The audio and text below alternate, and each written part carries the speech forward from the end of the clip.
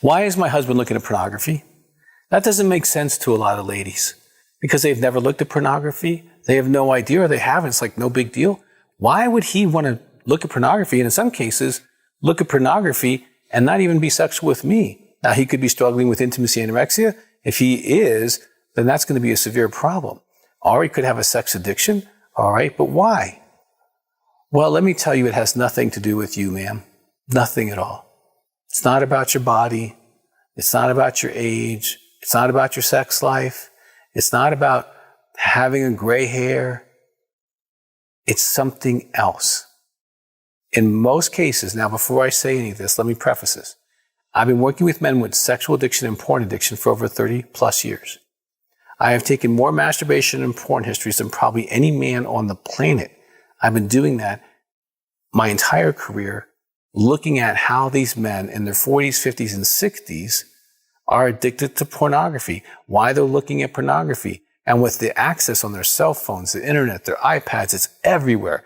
I mean, it is in the air 24/7 to be downloaded. But why would they do that? We have a good sex life. You know, I'm in shape. I look good. And a lot of the ladies I work with who come with these men are very attractive, intelligent, full package ladies.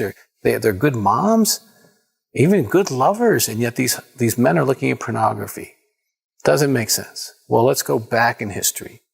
Oftentimes, these men have formed their sexuality attaching to the object world, the fantasy world, and pornography world. They found Uncle Joe's porn in the garage, or their dad's, or the next door neighbors.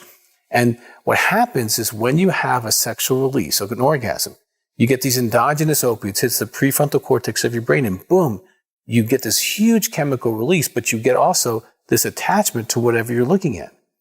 Now, most of these guys started at 12, 13, 14 years old or younger. And by the time they're even married, they have masturbated to pornography at least 1,000 times, if not many more thousands of times. And they keep doing this over the course of their marriage. And so there's this neuropathic attachment to the object world. I call her a boo-boo mommy.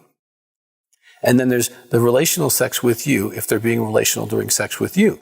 Now, if they're closing their eyes and going to another world, they're not with you, they're connecting to something else, and they're reinforcing actually an object in their sexuality. And so that's part of why they look at pornography. Sometimes they give psychological meanings to the pornography, feeling wanted, feeling powerful, feeling in control, feeling creative, feeling celebrated. And there's a psychological voice, that profile they've created in their mind, because when they go to the fantasy world, they are worshipped and adored and wanted, and there's no rules, and they don't have to pick up the garbage. They don't have to take the trash out. They don't have to do dishes. They're not dealing with, kids and a wife that's tired. They're dealing with some imaginary, energetic person who is nothing on their mind but sex and has no needs whatsoever, doesn't have to orgasm, doesn't have to in any way get ready. There's no reality.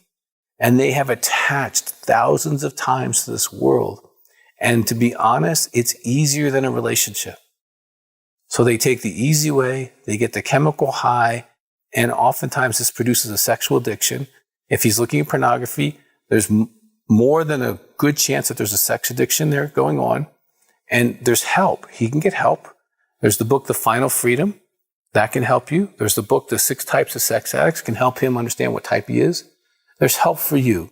Here's what our research shows. If you're living with someone with sex addiction, you've gone through trauma, okay? And that affects you in many ways. If you go to partnerbetrayaltrauma.org, there's a lot of information there on what's happening with you.